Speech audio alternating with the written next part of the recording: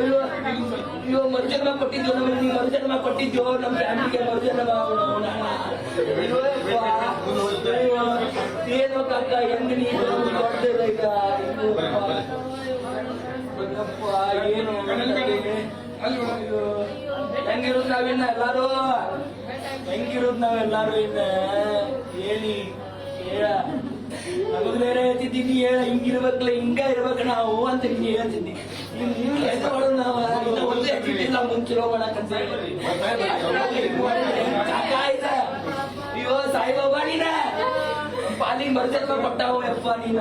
ಅಯ್ಯೋ ದೇವ ಹಿಂಗ ನೀವ್ ಉಳಿಬೇಕಿಲ್ಲ ಮಾರಾಯ. ಏಯ್